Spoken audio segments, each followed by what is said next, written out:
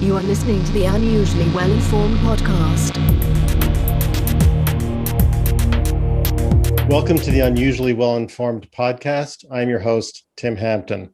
My unusually well-informed guest today is Olav Trent. Olav is founder, CEO, and fund manager of Trent Fund, an alternative investment fund. Olav is one of the youngest fund managers in Norway. Today, Olav and I are going to discuss how his company was founded, how an investment fund operates, how he identifies the right investment for his clients. We'll also talk about the impact of COVID on the economy, Norway's oil fund, the viability of electric vehicles, and his career in the Norwegian Navy. The content of today's podcast should not be taken as investment advice. Olav, welcome to the show. Thank you so much, Tim Hampton. I've been really looking forward to being on this show. You're an extraordinary, bright person, and I've been listening to your podcasts lately. So I'm delighted you're here. Thank you so much. Thank you. You founded the Trent Fund in 2020. How would you describe your company's services? Thank you so much for asking that, Tim. The company started by being a placement agency for other funds. I had agreements with two of the best hedge funds in Europe. The one was called Altarius, and the other one was called Polar. And they were on the top of the charts mostly, and I'm succeeded to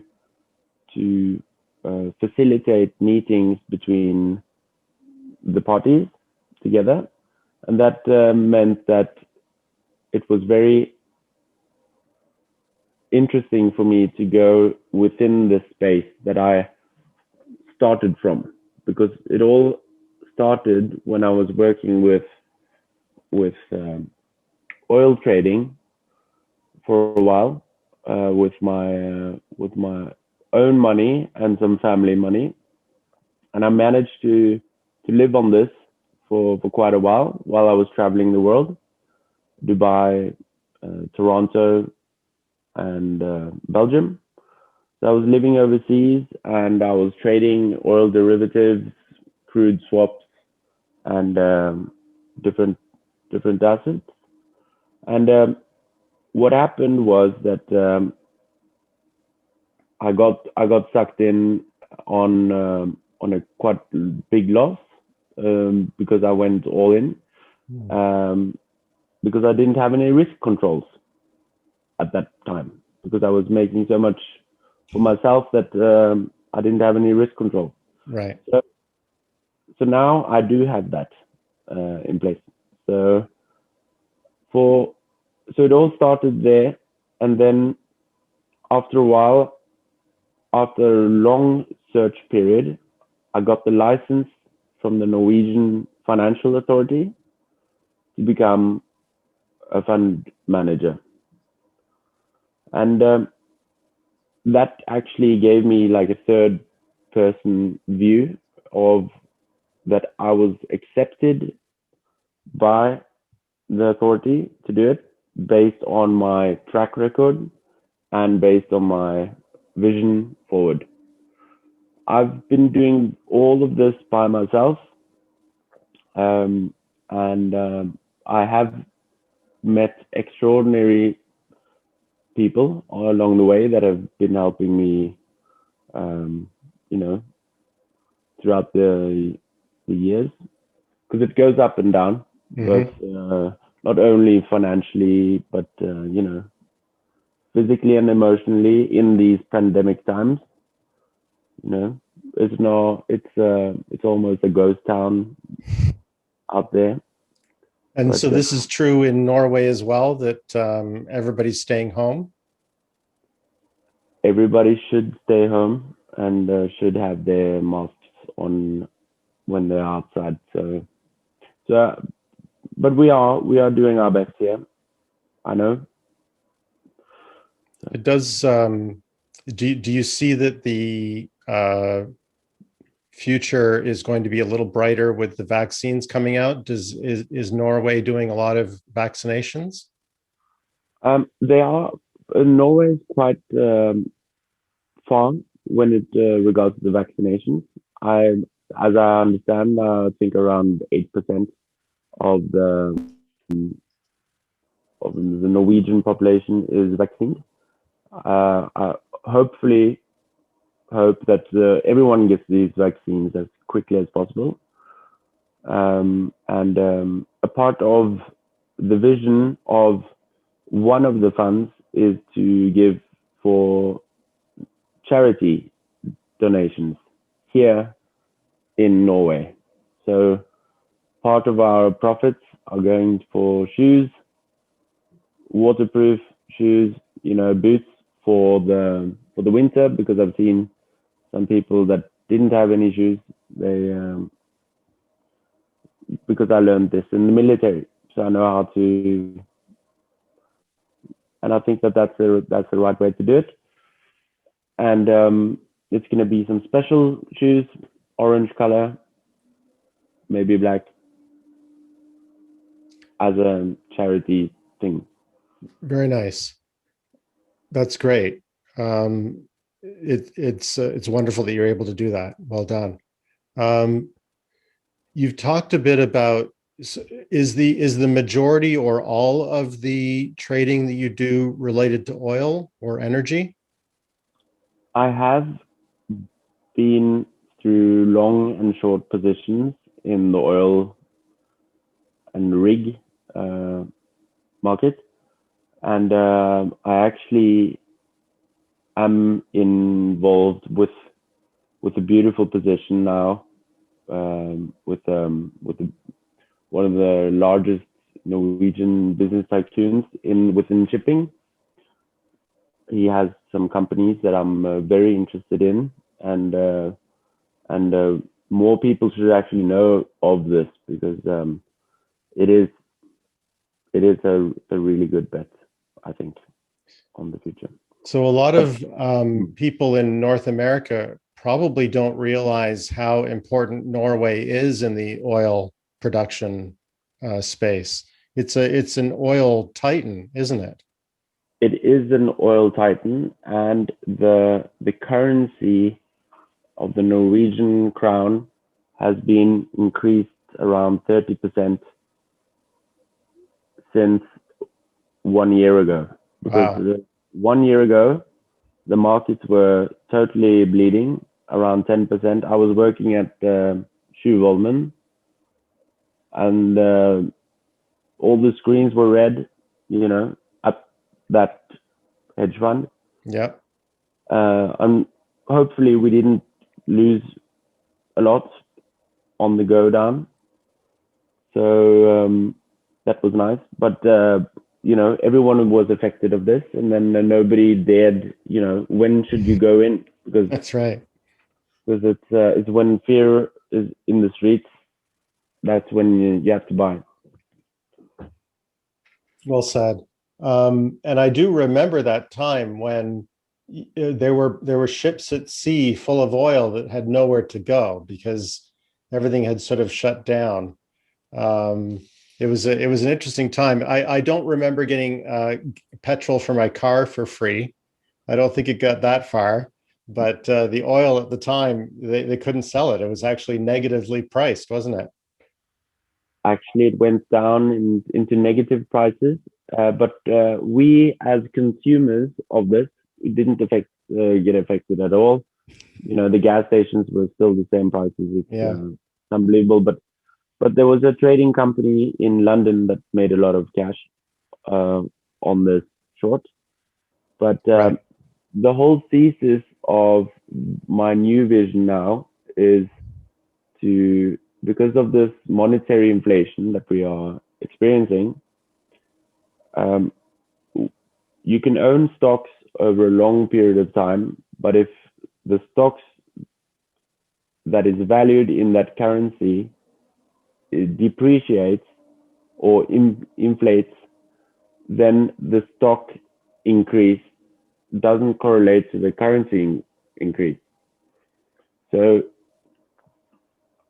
what I have is something only for professionals. It is application that has to be done before I can go through the whole process of how my strategy is, because that's why I'm backed by one of the largest funds in the Nordics, because I enjoy my strategy and I have very prominent investors partnering with the firm. So let me explore that a little bit, because there's thousands of ways one can invest in energy or oil. Even specifically, you can invest in the ships, you can invest in the pipes, you can invest in the drills, you can invest in the commodity itself. You can long, you can short. What is yours? So I want to pick up on something you talked about earlier, which is people in North America, because the Canadian dollar moves pretty closely with the American dollar. We go up and down a little bit, but we're almost pegged because we're part of the same economic zone. So we don't notice if the dollar itself is becoming lower valued compared to things around the world. And so all we notice is the price of stocks and the price of houses going up. Yeah. But when you're an external observer, you can see, well, you're not getting anything. It's just they counterbalance each other. Is your trading strategy affected by expectations of inflation? That's spot on, Tim. Exactly that what you said is a part of the thesis. You know, when all these companies have been increasing in value for such a long time, most people haven't had the chance to be on this bull run that has been happening for a very long time, and now there's a new bull run going, and it's a bull run thesis that is how to own shares with a scarce currency. With a what currency? Sorry. Scarce as in scarcity. Okay. Rare. Right. Asset. So my investment thesis is to own rare assets over a long period of time, based on the scarcity or stock to flow ratio. Okay. And again, I will remind our listeners, we're not giving investment advice, but are you able to talk about examples of the scarce resources you're investing in? Of course. So it can be both rigs, oil rigs, that are the toughest of them all. It can be drilling ships based on steel value. And of course, Bitcoin. Okay. So, well, let's talk about that then, because I am curious. You didn't list gold, for example, or did I miss that? Did you list gold? Because a lot of people who are interested in scarce resources, they say you can't print an infinite amount of Bitcoin. You can print an infinite amount of euros or dollars or whatever. That's true. Yeah. But some people believe that gold will go up as a result. You seem to have more faith in Bitcoin. Yes, that's because Bitcoin is the hardest currency and the easiest to transport. And the stock to flow model is getting better and better. That means that it's 90% done. 10% more will lower electricity mining costs. So we also look at those companies within the microchips and how to mine these coins efficiently. As well, of course, gold has been around how many years 6,000, 7,000 years as a trade object. But you can't go to the shop and clip up a gold coin for a coffee. But you can now have a beautiful card, and at that time it just exchanges at that time, and you can buy that coffee and bread for that amount. Really? Is this common in Norway now? It will be, and that's the future of what I believe will receive massive profits over a long period of time. So the central banks, and I don't know if this is true in Norway, you have the krona, which is its own currency, but the currencies around the world that are best known are the US dollar, the euro, the yuan. They're all printing like crazy, right? But they must know the risk that Bitcoin represents as a way to sort of reveal the inflation that's happening with these currencies. Do you see a potential? They're very powerful entities, these central banks, and the ways that they're connected into the banking system. Is there not a way for them to resist the impact of Bitcoin? They absolutely have a chance to get together as a central bank community and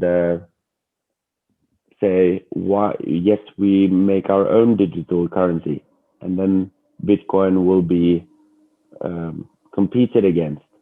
But there's over 100 million Bitcoin owners in the world, and if we double that to 200, then I think that the price of the coin will be over $100,000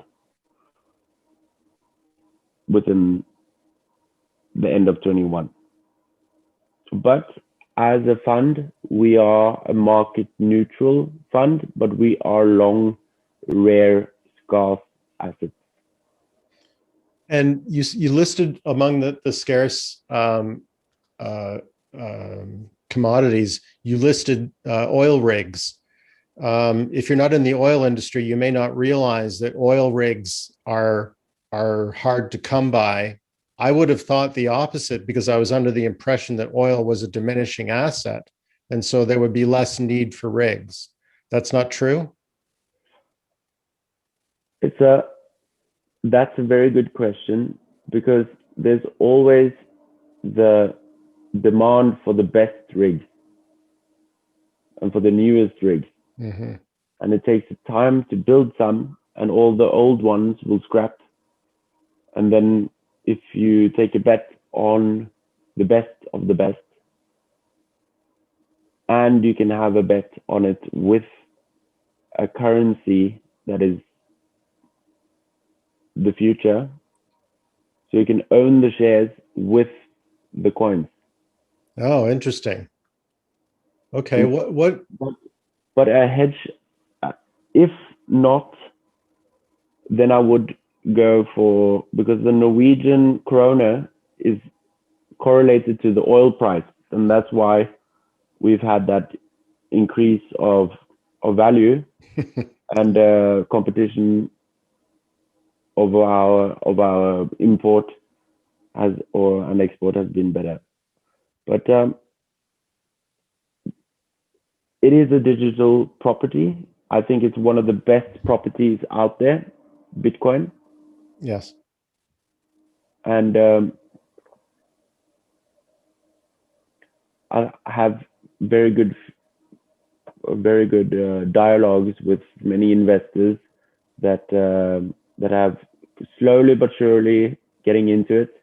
It took me some time as well, but one of my mentors, he told me that this is an inflation hedge. Yes. Let me just return to the rigs again, because I think I see your point that as oil becomes harder and harder to access, as the easy oil gets used, it has to be a more sophisticated rig to get to that oil So you're constantly chasing greater sophistication and deeper wells, and maybe even horizontal wells. And so it's a good business to be in because it's always going to need more sophisticated equipment. As well as the solar energy of the transportation of the ships, increasing efficiency if it, at the same speed. There are some new companies out there that I am looking at to increase efficiency within these gas assets. So you're, for example, because I imagine an oil rig, the oil it's able to access on its own is crude oil. It's not useful as a fuel. So they must need, if they run on diesel or gasoline to operate, they have to have that brought to them, correct? So solar would save them a lot of money that way. I believe solar has a place within this industry, within offshore. Mm-hmm. But as well as that, the oil rigs, they don't. There's multiple levels of oil, and they mix. And there's what I did before, that I was trading the arbitrage of the spreads between the oil swaps. So let me ask you about that, because I've always been curious how in the United States and Canada, most vehicles are petrol as opposed to diesel, gasoline as opposed to diesel. Whereas in Europe, I don't know about Norway, but diesel was very popular right up until Dieselgate. Pretty much anybody who could afford a nice car would get diesel because it was better on fuel. And then, so it strikes me that if you're dividing up or distilling the same fuel in both continents, there has to be a trade where diesel is coming from North America and petrol is coming from Europe or something. I mean, otherwise we're wasting material, right? So there must be quite a bit of traffic in different types of fuel. In 2017, 2018, we noticed that we couldn't, people with diesel cars couldn't drive into Oslo city. Right. And that made all the prices on these cars dump quite quickly. Mm-hmm. And of course, personal preferences is of course hybrids.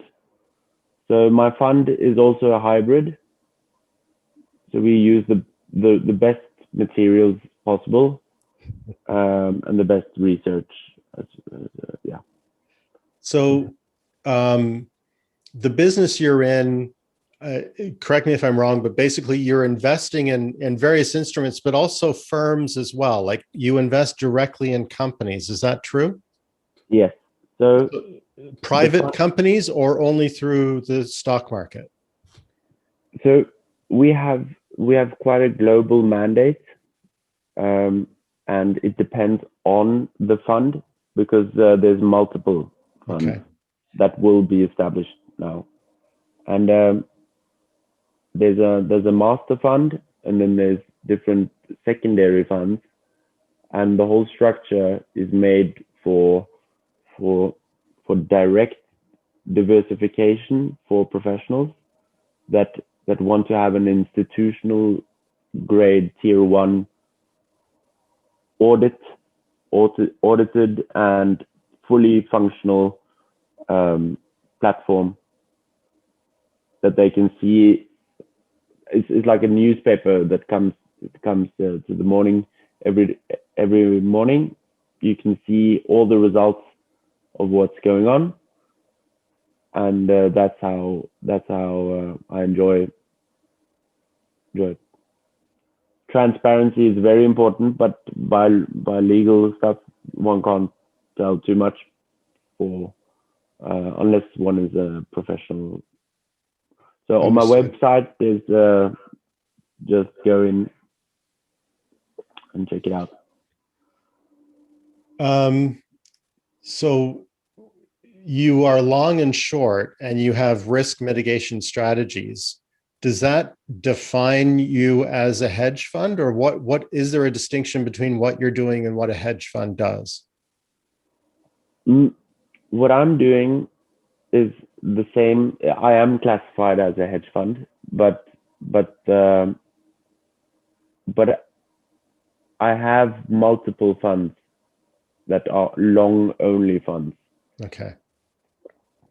That is in under establishment. Okay. And the reason I ask, of course, is we both know that hedge funds have been in the news a lot lately. There's been some excitement with stocks like GameStop and the Reddit community taking the opposite trade.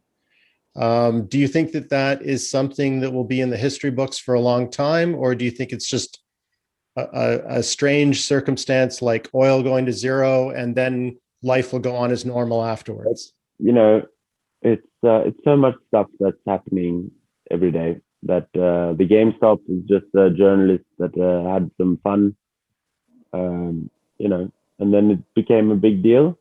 And of course, the community, buys what they want.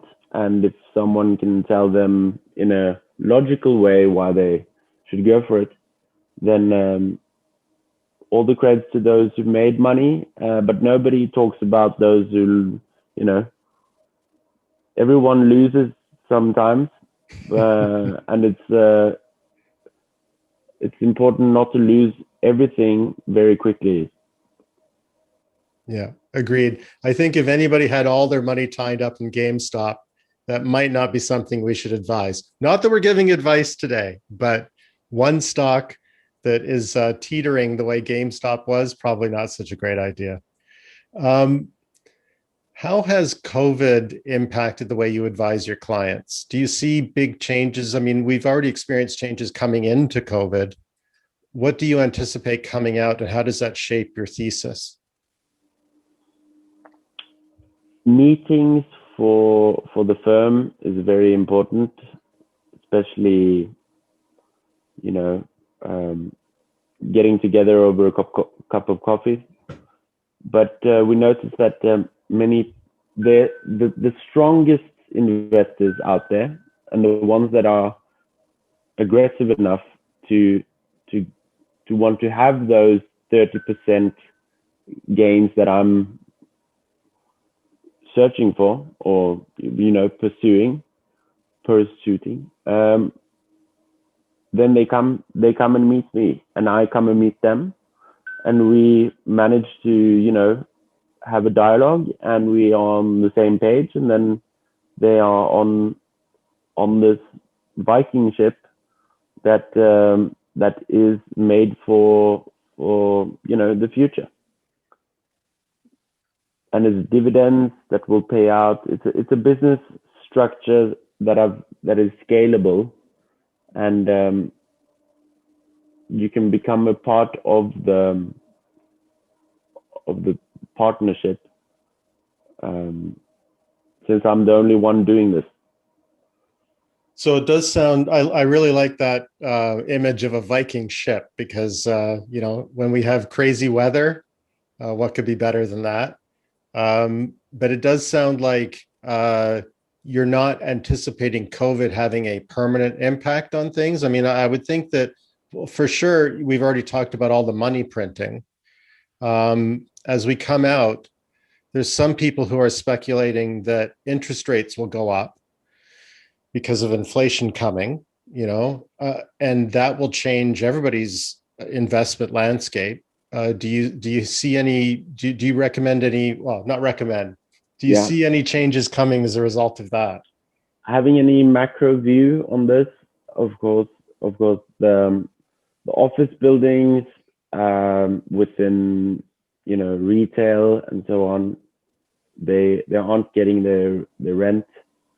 It is a very large impact on all the small business owners and the large business owners, the ones that have all these conglomerates, and but I see that the transaction market is going very fast as well.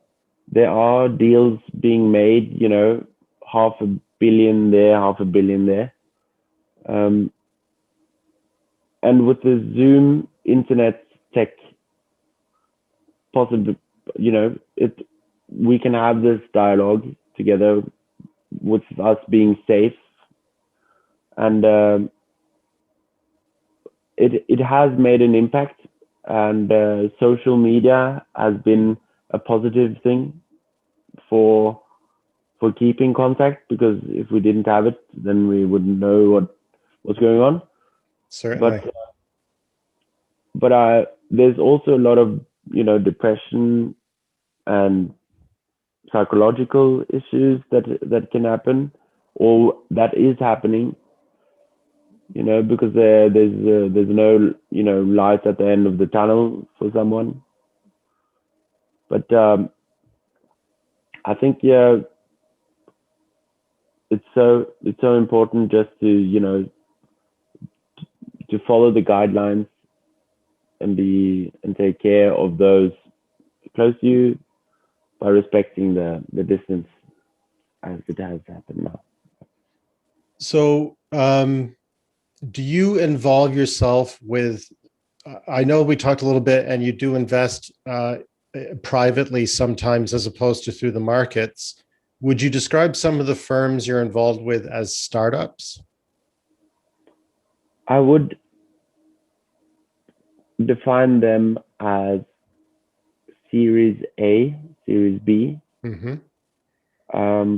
not seed capital, not angel investing, but it's after the capital raises has been documented, and then I often will have the chance to buy quite a lot at a discount. And how do you work with them to develop their pitch? Do you help them sort of, do you, because I know Berkshire Hathaway is not the same as your firm, maybe one day, but Berkshire Hathaway is very involved in the management of the companies they invest in. Do you go that far, or are you just, you analyze the company, but you don't involve yourself in the operation? I will take more contact with the management and be more because I come from a business development background, and I enjoy that very much. And of course, I have done a lot of good effort for many companies, and I've received shares and bought shares for that. I think that must be some of the most fun. I mean, making a lot of money is fun too, but being involved in the growth of a business is exciting. So well done. Absolutely. Is there a lot of mergers and acquisitions going on in Norway right now, or is it a little bit frozen because of COVID? So the transaction market has never been as hot as it is now. There's been multiple transactions with the largest firms, and the stock listing of green ESG companies has also been very active. 2020 was the environmental social governance year, but I think that 21 will be the blockchain year. And reasons for that is because more adoption of the thought of being within the network, and the accessibility of using it as a payment. Tesla has, assets. MicroStrategy, Michael Saylor, one of you guys should, look at his videos. Totally, eye-opening. And I think it is the space currency. We have Ark Investments by Cathy Wood. Yes. That has done a phenomenal job. And we at the firm, we look at that type of company. So we we have a basket of maybe 10 companies,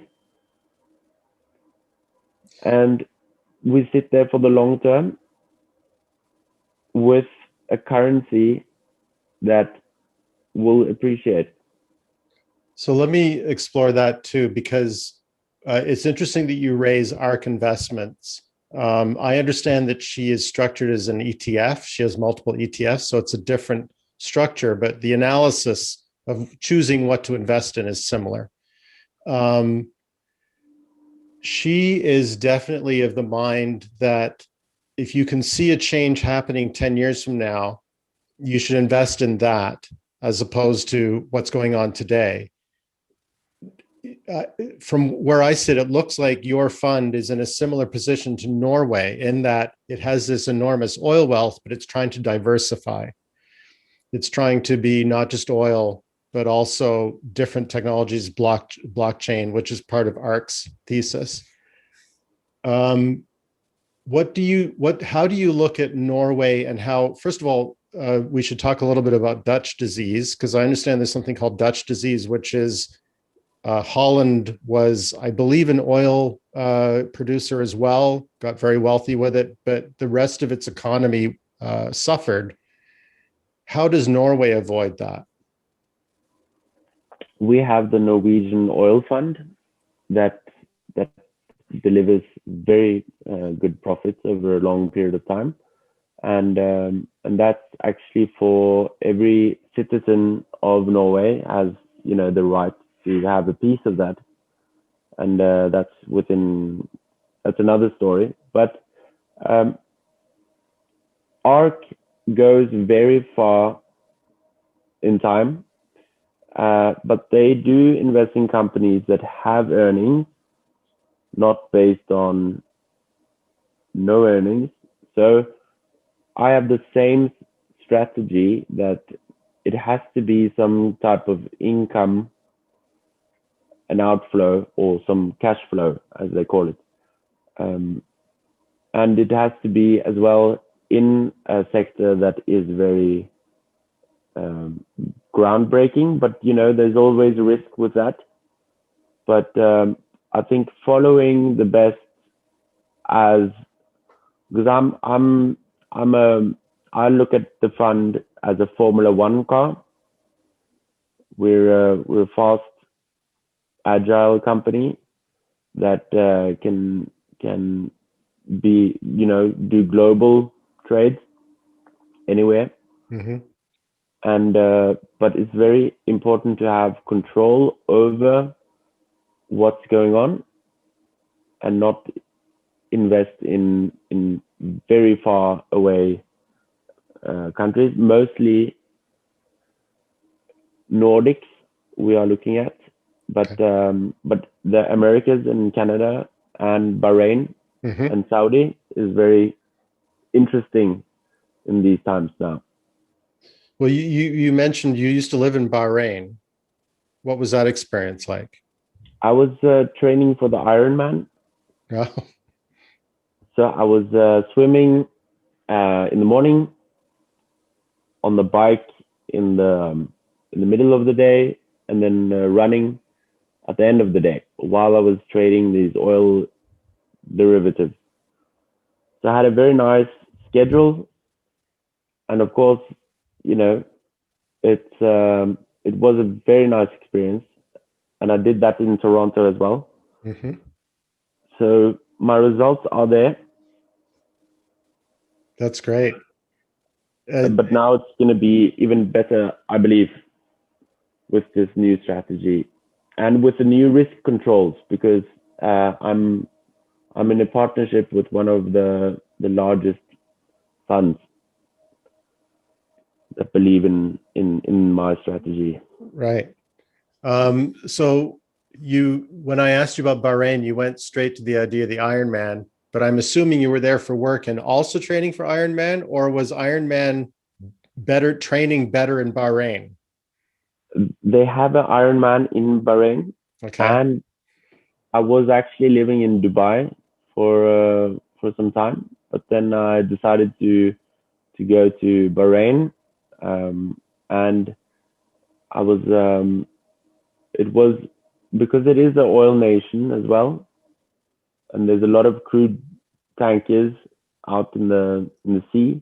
Mm-hmm. And it was very interesting to get to know the country.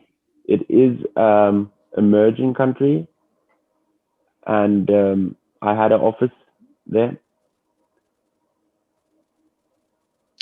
I have to It was a believe you little were adventure. one of the very few Norwegians running in the Bahrain heat. I never had actually the chance to compete Oh, because, but I did get the training though, and it was totally mind blowing how the conditioning can really by conditioning the body how more efficient one becomes. Because I've been training since the military. I was training instructor in the military, and that's where I got the passion because um, I see that you see results after hard work, and that's the same way that I see results with this fund that I'm also running now. very good. Um, so one of the consequences of Norway having the oil wealth that it does is it has the option to create incentives for or for electric vehicles, which is surprising, right? I mean, you have all this oil and you pay for electric vehicles, but Norway stands out. I mean, even in Canada, we're aware of how keen Norway is on electric vehicles. Do you think that the rest of the world should model itself after what Norway's doing? Are there limitations to what's happening with EVs, or do you think it's the future and we should just start going in that direction?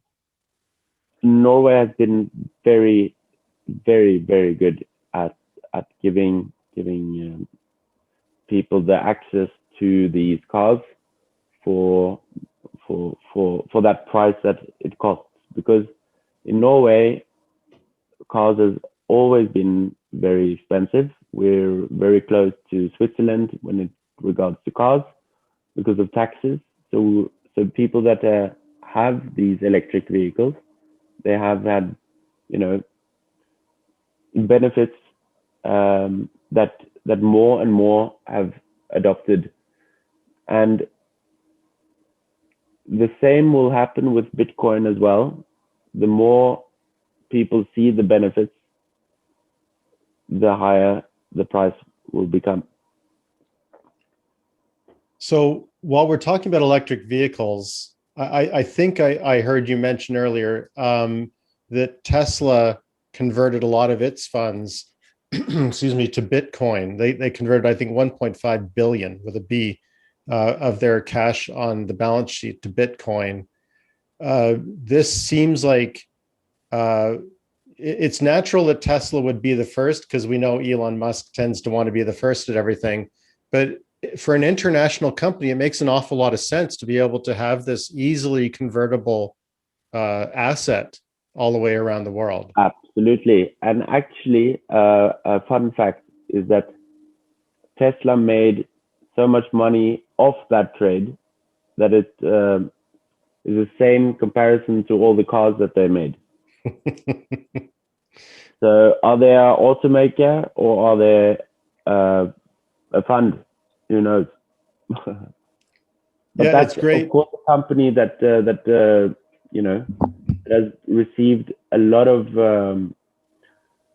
investors and a lot of consumers of the products. They have the power walls, everything, and of course the CO2 emissions have to go down. And the pandemic ensured that not so many were driving any cars. So the oil price went down, and now it's, back again. Yeah, yeah. People are going to start to notice it's going to cost more, for The sure. the scarce assets, rare assets, is what we go in, and we have the possibility to bet on the price increase and the price decrease. So we've talked a little bit about your company. We've talked a little bit about Norway. We've talked about the economy. I'd like to talk a little bit about Olav as we round up today. Um, how was your experience in the Norwegian Navy? What type of service did you have to do?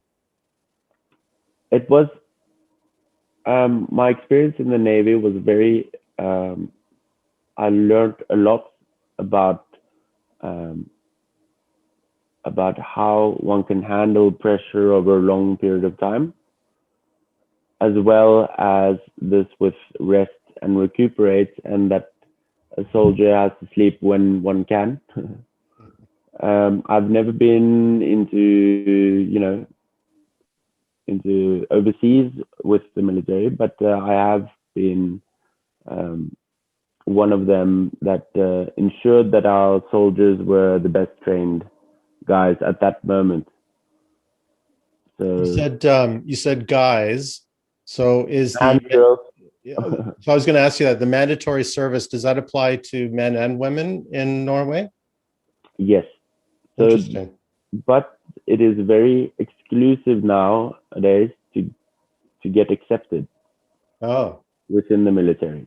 So it's not many people that have the chance to go there because there's so much demand for it for the experience, and so it's absolutely a great if you do it the right way that I did.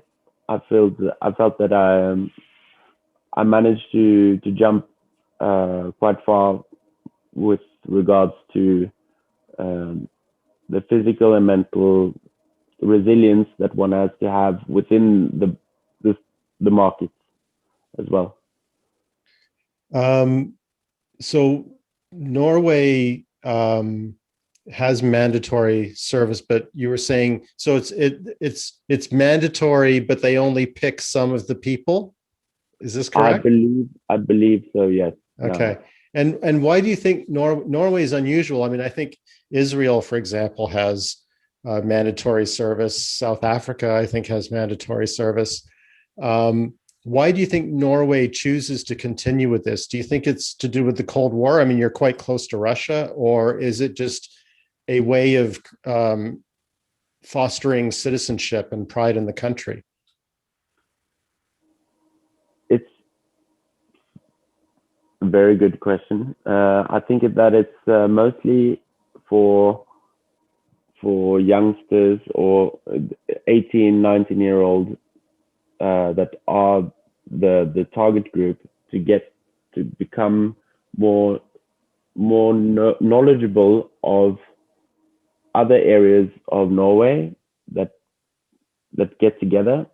People get together, and then there's a troop, and then there's a squadron, and then there's a larger entity, and you feel more. You feel it's you feel a part of something larger than yourself, and that's a very important thing to experience, I believe. And one also experiences how to manage being away from from what was normal before. Mm-hmm. So absolutely a great experience, and I still continue with the same intensity as before. For sure. So, So and before I have to show you this guy. Up, up, up, up. there you are. He doesn't want to Okay. stand, but I see your handsome German Shepherd there. What's his name? His name, this guy. Let me just show you. This guy here is one of the largest dogs. See, that's why you need to be in buddy. shape. This is my buddy. Yeah, very handsome. Good In these looking days. boy. He's camera shy, you can tell. It's all right, Pup. We're at the last question here. So I just want to ask one last thing, and I can't resist. Have you heard of Hitchhiker's Guide to the Galaxy? Do you know that book? I have heard about it. I think I got it like when I was younger. Yeah. Well, there's a series of books, and I think it's in the second book. There's a character called Slarty Bartfast, and he was the one whose job was design coastlines, and he got fired because he was too much in love with fjords. He drew fjords everywhere, even in the tropics, because he was designing planets. Anyway, so he said that he couldn't resist because fjords give a continent a lovely Baroque feel. And I'm just wondering, as a Norwegian, a Navy man who must have probably plied some of the fjords in Norway, do you think maybe Norway's overdone it with the fjords, or is it just right? It's just right. It's just right. Beautiful. It's beautiful in Norway. If you have the chance, come over. There's something called Hurtigruten that will, show you the whole of everything on the corner of the fjords. I've seen photos where it feels like you're floating in a canyon. It looks amazing. It is. Yeah. Well, I do hope I get to go to Norway someday, and I hope we can sit down for a proper coffee at that point. Absolutely. Thank you so much, Tim. Thank you. My guest today is Olav Trent. Thank you very much, Olav, for joining me today. It's been a fascinating conversation. Thank you so much, Tim, for the opportunity. My pleasure. My name is Tim Hampton, and you can reach me at tim@unusuallywellinformed.com. The content of today's podcast should not be taken as investment advice. Thanks for joining me today. I hope you'll subscribe and join me for the next show with another unusually well-informed leader in business and technology. Thank you for listening to the Unusually Well-Informed podcast.